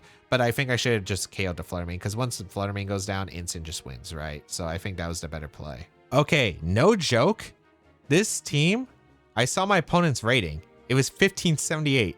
It has Axew and Hattrem? Is that how you pronounce it? I'm like, what is going on? I had no idea what to expect here, but has Landis variant as well with Hisuian, Gudra, Porygon 2, and Ogrepon Heartflame. I'm like, what am I even looking at here? And I'm like, okay, I hope we see the not fully evolved Pokemon because I don't know what to expect. I'm just going to go with the safe play Galarian Zapdos, Rillaboom Instant, and I'm bringing Raging Bolt over Ting-Lu. The reason I'm not bringing Ting-Lu in this matchup is because in case it is Shelter or Iron Defense on the Hisuian Gudra or Acid Armor, one of those, I need a special attacker to beat the Gudra, so bring the Raging Bolt this time, but I still have like the good pivot tools of Instant Rillaboom, and Galarian Zapdos is still pretty good against Landis Variant, Hisuian Gudra, Porygon 2, and the Ogrepon Heartflame. But I'm like, what am I supposed to expect, man? Like, is this a 4-mon team, or do the other Pokemon actually do something crazy? I would love to know. I would love to know. I really would. I really want to know, but Galarian Zapdos leads here with the Grassy Seed. Grassy Surge is up, and I'm like, okay, this is still pretty good of position. And we actually see an interesting ability from the Porygon 2. It reveals Trace, so it's not download, which is nice. It doesn't get a special attack boost. And here I'm like, yeah, I could just go Incin and Thunderous Kick the Porygon 2. Unless they make a super aggressive read of like Ice Beam, Terra Fire, Ivy Cudgel immediately, which I didn't think they would do. I thought maybe they could like Spike a Shield here. Maybe they could go for like Ivy Cudgel just into the Rillaboom without Terra. I don't think it's necessary. They could Terra here, I guess, but I wasn't sure. Like maybe it could be Porygon 2 that Terras. Maybe it is the Ogrepon that Terras because it's threatened by Acrobatics. Wasn't 100%. I could go for Fake Out, but I don't think it's necessary. I am just going to go to Instant and get the Intimidate off into the Heartflame because it is the safest option that I have here, because with the Grassy Seed as well as the Intimidate, like I will be able to take the attack just fine. And they do reveal Terra, and I'm like, are you going to Terra Porygon 2? But it's actually going to be Ogrepon Heartflame. So they're scared of the Acrobatics, and they're able to negate the Intimidate drop with the Embody aspect. So they're back to neutral, and I'm like, okay, if this is a double up into Galarian Zapdos, this could be a little bit spooky, but I think this could also be Trick Room as well. I do get a Thunderous Kickoff into the Porygon, which is nice, and the defense drop does happen, as we're going to see the Ivy Cudgel come out into my Galarian Zapdos, and it actually still does a decent chunk of damage, but we do find out that my Galarian Zapdos is faster than the Ogrepon Heartflame, so Ogrepon Heartflame is slow on this team, and Trick Room does go up. So here, I'm not sure if Fake Out Acrobatics KOs the Porygon 2. I know I want to try to knock out the Porygon 2 if possible, so here I go for a Thunderous Kick, I believe. I'm like debating if I actually want to cover Switch, but I'm like, I don't know if Acrobatics actually KOs Porygon 2, because like Fake Out and Acrobatics at -1 should do a lot of damage, but I just don't know. So I make the safe play, and I'm just going to Fake Out and Thunderous Kick the Porygon 2. They switch out the Porygon 2, and I'm like, is this Hattrem? And it's like, no, it's Landorus. And I'm like, okay, if it's a Landorus, I still get a +1 attack boost, so I'm like completely okay with that. And I know the Ogrepon can't knock out my Galarian Zapdos this turn, so pretty okay with that. They get to Intimidate, Define active as the Spike Shield comes out. I'm like, okay, that's actually pretty perfect for me. So able to get a fake out off into the Landorus and a Thunderous Kick as well, as I get a critical hit into the Landorus. Not that big of a deal, as Thunderous Kick does come out and does actually like less damage than I thought for a +1 Thunderous Kick. I know Landorus resisted, but I still thought it would have done more. So I'm like, that's probably bulky Landorus. I'm like, yeah, I can't really let them get a KO into Zapdos. I'm a bit worried if they go for an Ivy Cudgel read into my Incineroar. So I'm debating about like, okay, who am I parting shotting here? And I'm like, Landorus is neutral, but I think I need to respect the Ogrepon a bit more. So I am going to go for parting shot and try to bring in Rillaboom. I'm like expecting the Rillaboom to get knocked out to the double up, but at least I get Incin back in, and then the Landorus is at -1 while the Ogrepon's at -3. Then I could go for like fake out acrobatics the following turn, and because Landorus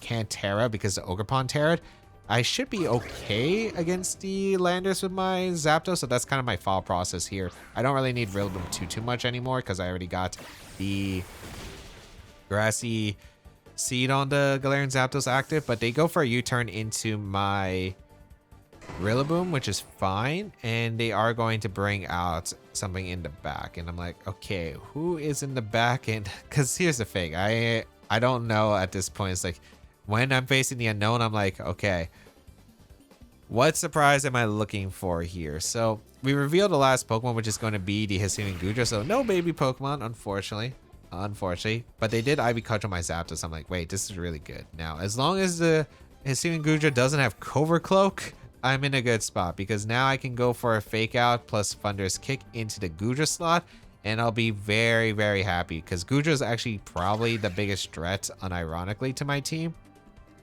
at this point, because it just is able to tank a lot of my moves. So, and especially with an Iron Defense / Shelter. So gonna go for a fake out here into the Goodra, prevent it from moving. It could also have Ice Beam, could have T-Bolt.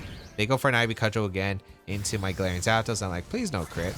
And they didn't crit, thankfully. I was like, yes. So I do get the Thunderous Kick off, and this is +1 thanks to the Defiant boost. We do KO the Hisuian Goodra. I'm like, that is a really, really nice KO. I'm very happy about that KO, and now pretty decent spot. I was always debating about, do I Terra the Zapdos in front of the Ivy Cudgels, but I'm like, okay, if they crit, they KO me anyway, so I don't think I want to risk that regardless.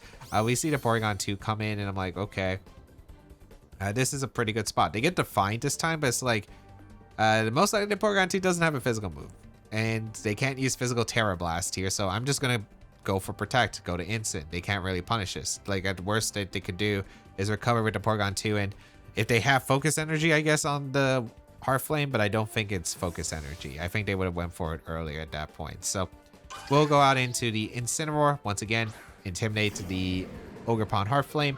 Pretty simple, and I do threaten to fake on the next turn, and I'm like debating it, like, that Porygon 2 didn't take that much damage from Thunderous Kick. So it probably has a lot of physical defense investment, and it definitely lives to the next Thunderous Kick, for sure. It is the last turn of Trick Room. So I'm like, do I want to have them get another Trick Room up or not?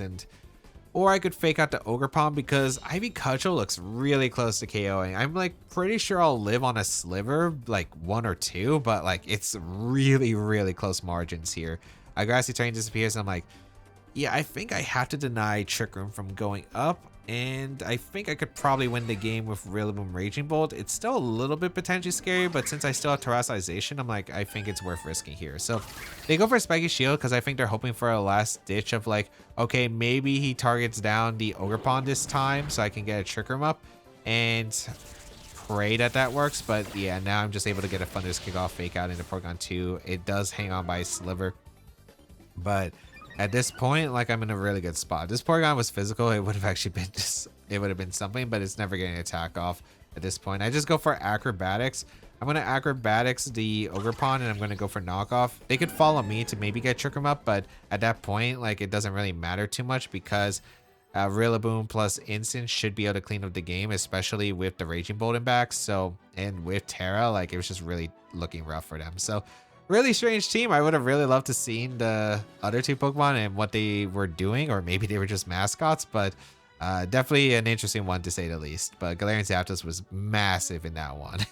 All right, we have Cresselia, Ting-Lu, the Blood Moon Ursaluna, Amoonguss, Galarian Zapdos, and Torkoal. Kind of weird Galarian Zapdos Ting-Lu mirror, but Yeah, this is definitely going to be a bit strange. I know our Galarian Zapdoses are really, really good against each other, so I definitely bring Galarian Zapdos, and I do want Rillaboom for the Grassy Seed. I'm going to bring Ting-Lu here to lower the damage of Blood Moon, and I'm like, okay, do I bring Incin or do I bring Raging Bull? Because Incin switches into Torkoal, has threatening the Flare Blitz, Fake Out Pressure is always nice against the Blood Moon, there's still a lot of Trick Room turns, so Incin could be really nice here. But I'm thinking maybe the Galarian Zapdos I should really, really respect just in case, because that Galarian Zapdos could be a bit scary, especially if I'm not able to deal with it properly. Like, I'm already thinking my Terastization, I'm fine with committing it on most likely the Zapdos. I could go for it on the Ting-Lu as well if the situation arises, but most likely it's going to be the Zapdos because they can't really punish Water Terror, looks like well. So, I'm going to bring Raging Bolt in the back because if they do bring the Sun, it's fine because Torkoal, like, I could still switch into Eruption and then threaten Thunderclaps, threaten Dragon Pulses. So regardless, like, even though it's a bit weaker to the Trick Room mode, like, it's still decent here. It also does some good damage to Moongus and helps cover for Terra Water Moongus because I can go for like Acrobatics Thunderbolt combination. So felt like here wasn't too bad for me. And I didn't really like Wellspring into the Sun matchup, even though it is able to hit the ground types pretty well. And if I Terrasilize, I take the attacks well, but I already plan to Terrasilize either Ting-Lu or the Zapdos in this matchup. So we're going to see the Amoonguss plus the Galarian Zapdos lead, which is a really interesting lead. And I'm like, okay. So we know they're not acrobatics, but Brave Bird would do a ton of damage. Even with the Grassy Seed boost, I'm actually very scared if I would even live a Brave Bird with the Galarian Zapdos. So they could double protect if they have protects, but a lot of the Galarian Zapdos don't run protects. They usually run like coaching and maybe like Tailwind sometimes. I didn't think it would be Tailwind on this one, so I'm just going to go for Terra Water Acrobatics and just fake out the Amoonguss. If they do double protect, it's not the worst for me. It's not great, but I think like what would be worse is if they get either a Spore off immediately or a Brave Bird and KO my Galarian Zapdos. So I'm willing to risk it here. Also, the fact that a lot of Zapdoses that are Galar either run Choice Scarf usually or Covert Cloak. So I felt like if there's anything going to be Covert Cloak between the Amoonguss and the Galarian Zapdos, it was more likely to be the Galarian Zapdos. So decide to just go for a Fake Out and an Acrobatics, as I do go for Terastization immediately. As I said before, was already like fine with committing the Terra on Galarian Zapdos if I needed it. So we'll go for the Terra Water here and just hope that this turn goes well. So Fake Out into Amoonguss, no protects, which is really, really nice, as the Rillaboom does take a bit of damage from Rocky Helmet. Amoonguss flinches because they went for a Rage Powder, which was interesting, and they go for the Brave Bird. And look at how much damage that does. If I didn't Terra, I would have survived, but barely. I would have been in Rocky Helmet range. So I do get the Acro KO into the Galarian Zapdos. I'm like, okay, this is not terrible, I suppose. Like, what's your back Pokemon? Because at this point, I'm kind of leaning towards it not being Torkoal against Ting-Lu Raging Bolt. And I'm like, okay, Cress is coming out, so that means it's probably one of the Trick Mons, whether it's Ting-Lu or it's the Blood Moon in the back. And here I'm like, okay, they could definitely go for a Rage Powder last ditch effort. But here I'm like, okay, I'm going to go for Coaching plus Woodhammer because I'm pretty sure, like, I felt like I was pretty sure that Coaching with the Rillaboom gives a +1 attack. Then I was thinking +1 Woodhammer into +1 Grassy Glide should KO any version of Crest that isn't Citrus Berry. That was my thought process. So I go for Woodhammer into the Crest. It does a little less than I thought. I thought I would do like slightly more depending on Grassy Glide range. And we don't see Spore at all. We saw Pollen Puff. And it does make sense because they kind of need to get rid of my Rillaboom because the Woodhammer and Grassy Glides are just doing so much damage. But yeah, definitely not what I was really anticipating here. And now it's like, okay, it's still a weird spot because they can just Spore and go for something with the Crest. So here I'm like, okay, do I want to burn the Sleep Turn now or do I want to Protect? And I was like, okay, I think I burned the Sleep Turn now because I think it gives me better odds later on.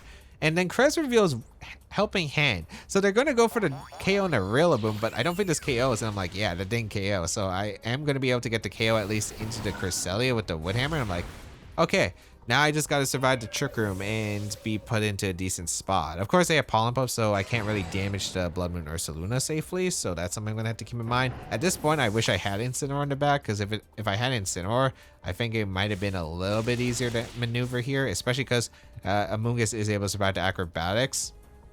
Makes sense because it is physically defensive with that Rocky Helmet. And yeah, now I'm like, okay.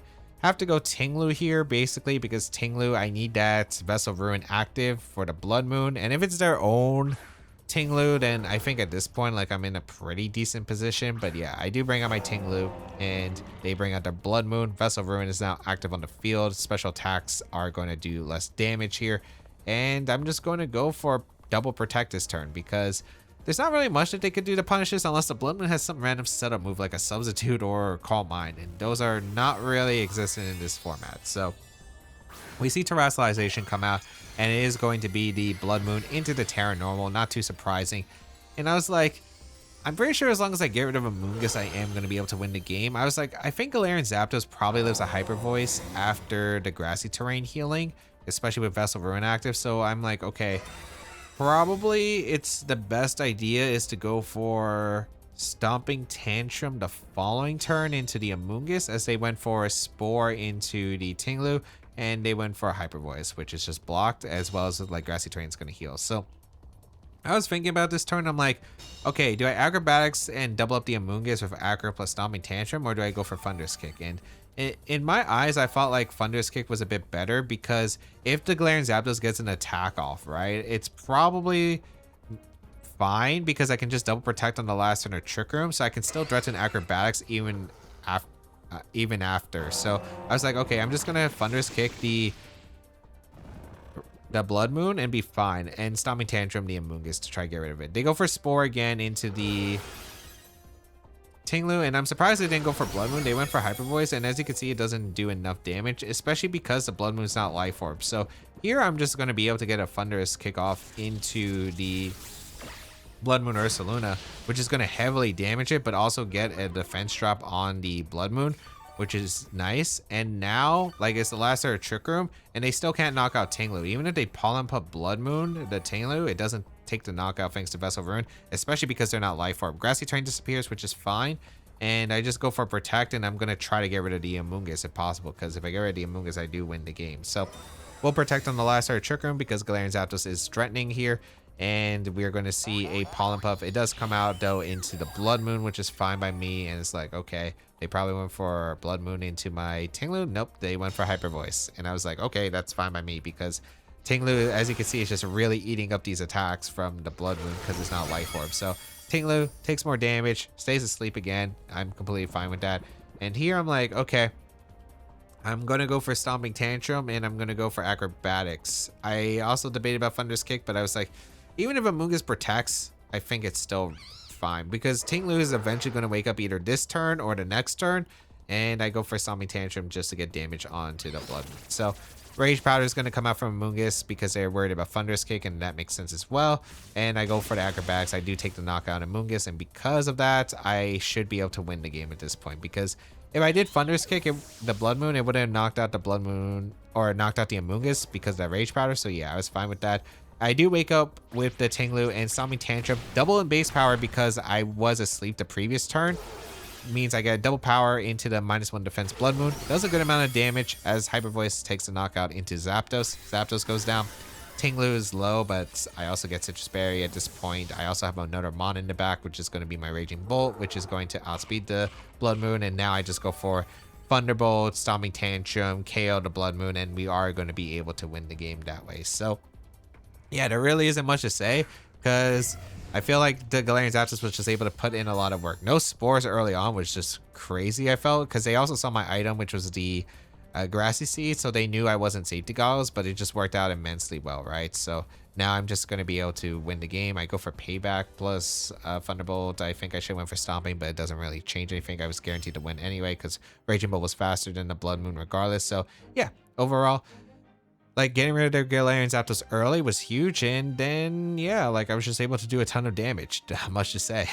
and I was able to win the online tournament. And actually, yeah, it wasn't technically undefeated because I actually played one game to try out the team, and I actually did lose that one. But overall, then I went on a, I think it was like what, a 10-game win streak? Like, it was insane. I went on a 10-game win streak. I wanted the video to be a little bit longer, but unfortunately, like, I wasn't able to find opponents at that point. It had like 30 minutes left in the tournament, couldn't find games. I wonder if it was either I was too high on the rating or just like everyone was done with the tournament at this point. But yeah, really cool streak that we've been building up. I think I've won every of these ladder tours that I've played in so far with the cool teams. I think the teams have just been really strong for the nature. And yeah, like this team, surprising. I didn't think this team would be the one that would get me like a really strong record here. So really awesome to see, and yeah, like it's just a lot of fun. Like Galarian Zapdos was actually really good. It's really fun as well, because just being able to go for like really strong damage, it's really annoying for like a bunch of the common mons to deal with. It's got good typing. Like it's not an Urshifu, which is kind of like the reason why we don't see it as much, because Urshifu is, you know, able to hit through protect, but the other playstyle, like the great typing in general with acrobatics plus thunderous kick and the options that it does have, yeah, it was a pretty solid mon across the board. If you would like to check out the team again, you can check it out in the description down below. You can check out the creator. You can check out the creator of the recreation as well. And of course, subscribe to the channel for more VGC content as always.